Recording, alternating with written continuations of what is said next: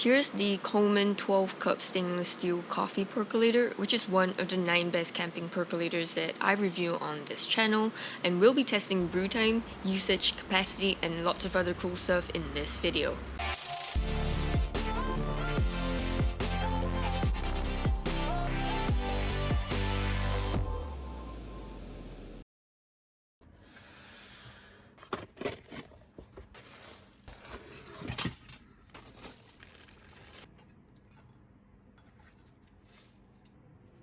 In the box, you get the Coleman coffee pot, the lid with a perking knob, a filter basket, a spreader, and a stem with a base.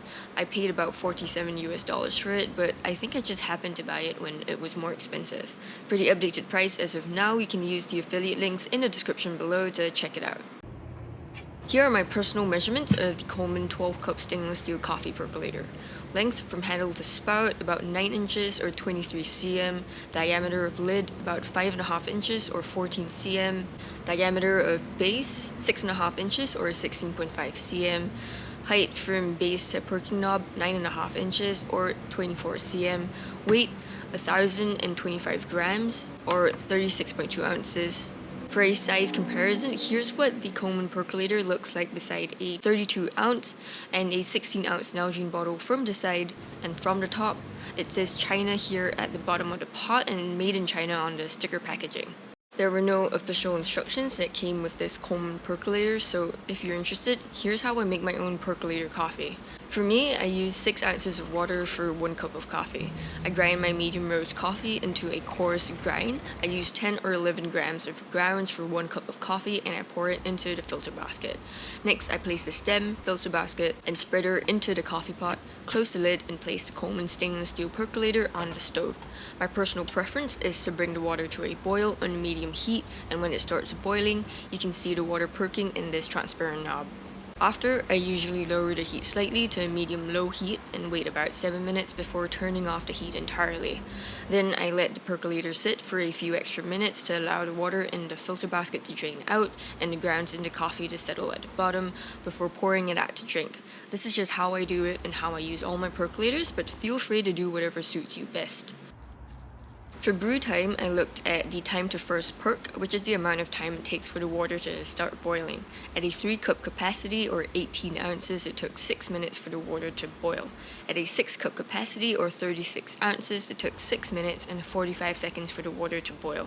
And when I filled the Coleman percolator with water all the way to the bottom of the spout holes, which was about 64 ounces or 10.7 cups, it took 11 minutes and 45 seconds for the water to start boiling.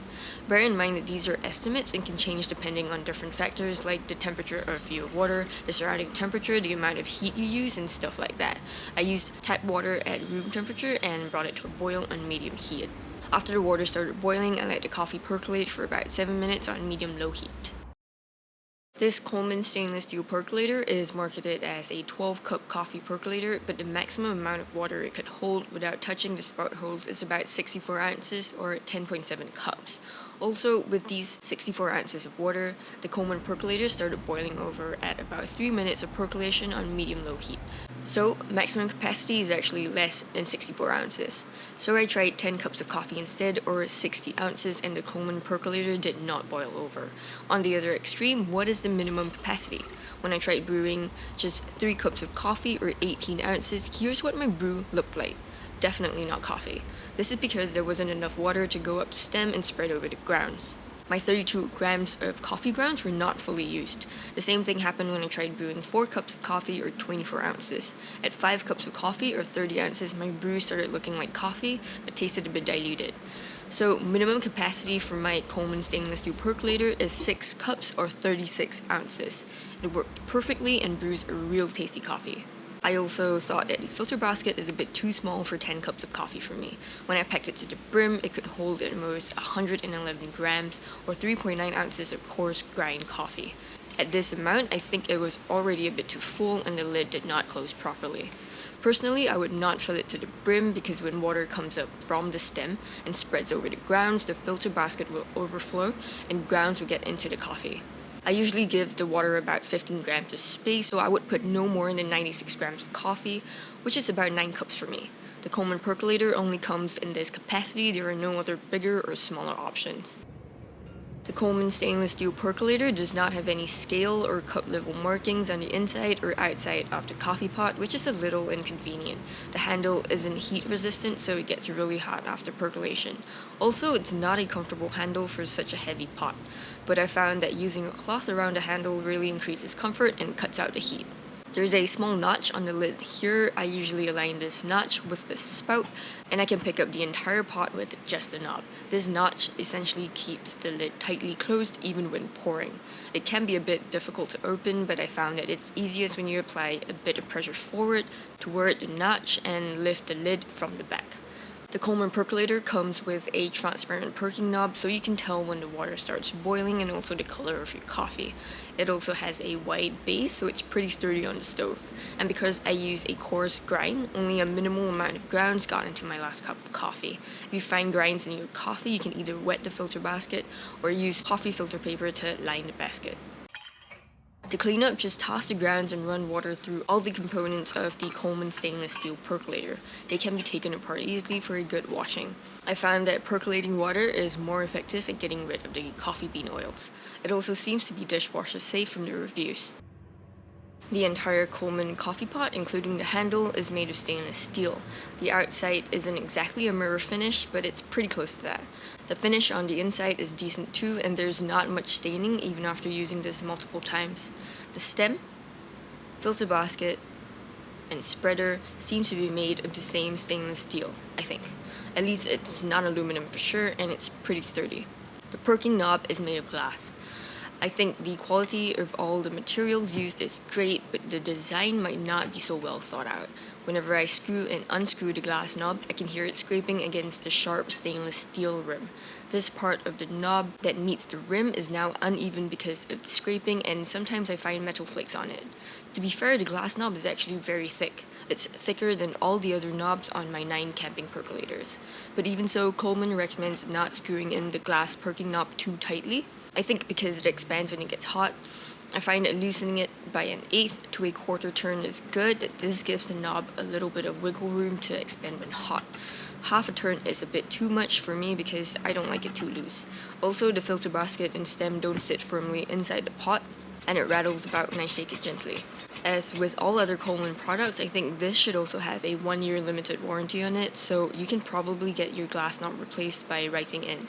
But beyond that, Coleman doesn't seem to sell replacement glass knobs anymore. For pros, I found that the materials used are high quality and thick, and the finish of the stainless steel pot is good. However, for cons, it's definitely not a 12-cup capacity. My maximum capacity was 10 cups or 60 ounces of water without boiling over. Filter basket could only fit about 9 cups of grounds for me. It's also not the most user-friendly because the handle is not comfortable and not heat-resistant, and there are no scale or cup level markings. The weakest point of the Coleman percolator is definitely the glass knob, and the design can be improved with a slightly bigger filter basket and getting the filter basket to sit firmly inside the pot. The minimum number of cups of coffee you can brew is 6 cups, not exactly a con, but just something to bear in mind. If you found this helpful so far, please help me hit that like button so this video can be seen by more people. Thank you, and I really appreciate it. Would I recommend the Coleman 12-cup stainless steel coffee percolator? Well, with all my 9 camping percolators, 5 of them are made of stainless steel, and this Coleman percolator is my least favorite stainless steel percolator. It's not a bad coffee percolator for sure, but it's just not that great. It's not the most user-friendly percolator that I have. The design can be improved slightly, and my main gripe is actually with the glass knob. Coleman gives only a 1-year limited warranty and no longer sells replacement glass knobs. So if the glass knob breaks, you will no longer be able to use the percolator, and this is too expensive a purchase to justify just junking it. Personally, I would prefer to go with other camping percolators that are more user-friendly with markings and better handles, that are better designed, that give lifetime warranties, or at least sells replacement knobs. To find out which camping coffee percolator I actually recommend, check out this video where I bought, tested, and compared 9 of the best camping percolators. If you prefer to read, my website at campingguidance.com has all this info as well. Thank you for watching, and I'll see you in the next one.